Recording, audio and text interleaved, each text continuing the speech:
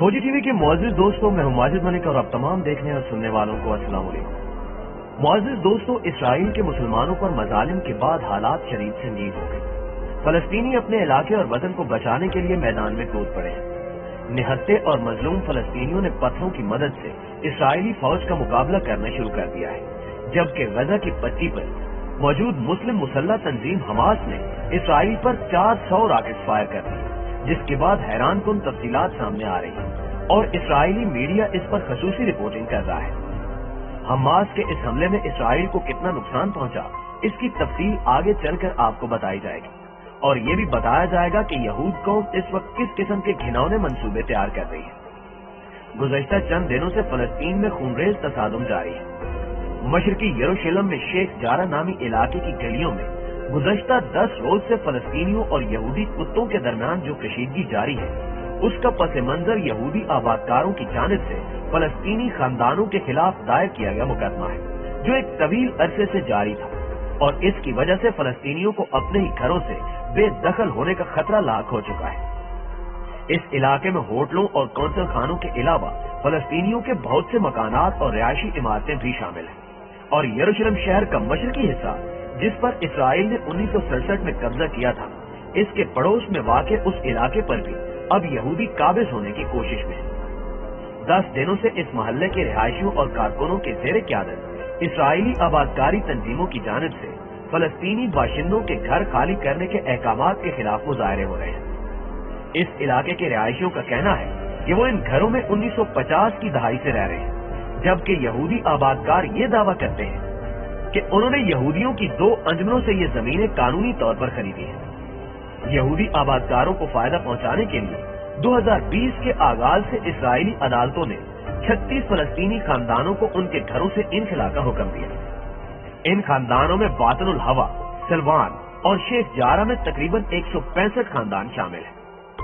इस सूरत हाल पर फलस्तीनियों का कहना है कि बड़े पैमाने पर मुल्क बदरी का गैर मामूली खतरा इन कुंभों के लिए इंसानियत सोच तबाही का सबब बनेगा और साथ ही यरूशलेम में अमन इस्तेहकाम के इम्कानात पर दूर रस सियासी दबाव का सबब बनेगा।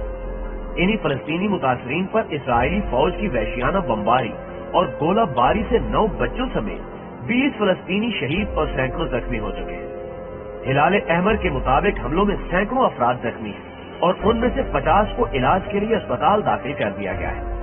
इसराइल की जानिब से मस्जिद बैतुल मक़दस पर कब्जे का सालाना जश्न, जिसे यौम यरूशलेम का नाम दिया जाता है, को मनाने से कबल ही इस इलाके में कशीदगी शुरू हो चुकी है और ये कशीदगी बढ़ती ही जा रही है और अब तक हजारों फलस्तीनी इस तसादुम के नतीजे में जख्मी हो चुके हैं, जबकि इसराइली कुत्तों ने दर्जनों फलस्तीनी मुसलमानों को गिरफ्तार भी कर रखा है। यहूदियों ने इस तसादुम का जिम्मेदार मजलूम फलस्तीनियों को ठहराया और कहा कि मुस्लिम कम्युनिटी दहशतगर्दी फैला रही है।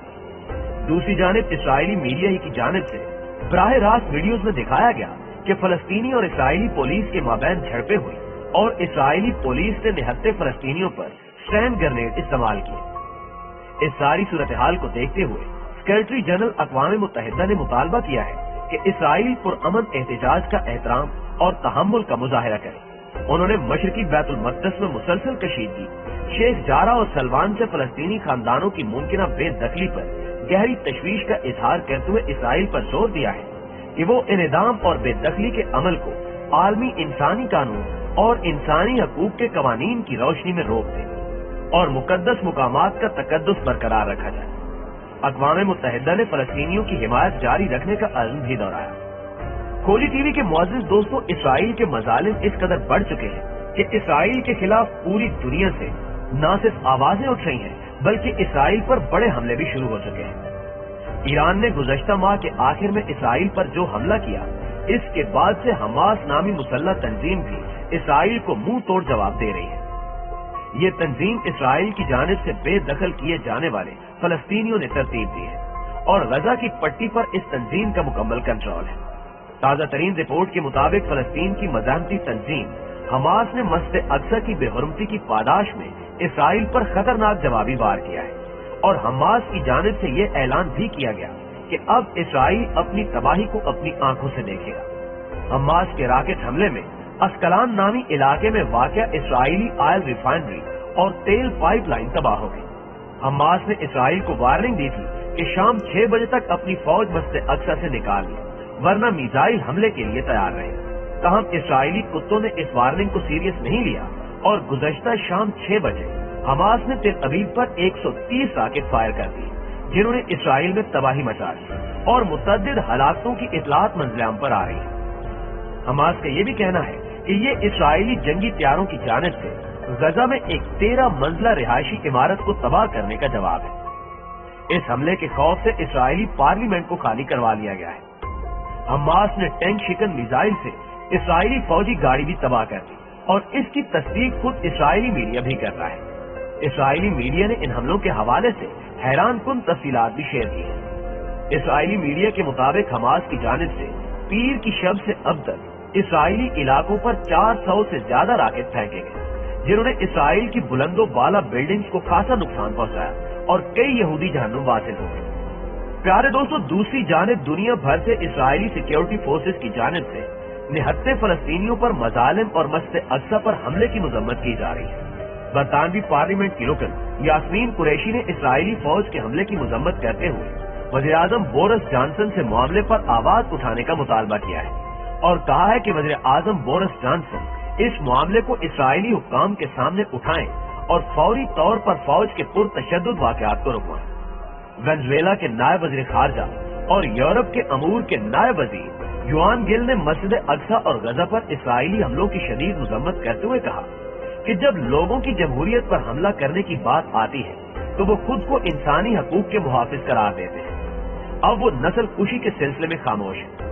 میکسیکو کی وزارت خارجہ نے بھی مسجد اقصی اور غزہ پر اسرائیل کے حملوں کی مذمت کی ہے۔ دوسری طرف ترک وزیر خارجہ چاوش اولو نے عالم اسلام کے اہم ممالک کے وزرائے خارجہ سے ٹیلی فونک رابطہ کر کے مسجد اقصی پر حملے، فلسطین کی تازہ ترین پیش رفت اور اسرائیلی جارحیت کے خلاف اٹھائے جانے والے اقدامات پر تفصیلی تبادلہ خیال کیا، جبکہ اندر کی ایک خبر کے مطابق ترکی نے اپنی فوج فلسطین بھیجنے کا خفیہ منصوبہ ترتیب دینا شروع کر دیا ہے، جس میں پاکستان اور ایران مکمل طور پر ترکی کی حمایت اور مدد کر رہے ہیں۔ اقوام متحدہ کے اعداد و شمار کے مطابق اسرائیل کی آبادی تقریباً 70 لاکھ ہے، جبکہ فلسطینی علاقوں میں 40 لاکھ مسلم آباد ہیں۔ اسرائیل اور فلسطین کے درمیان تنازع میں فلسطین لبریشن فرنٹ فلسطینیوں کی نمائندہ تنظیم رہی ہے۔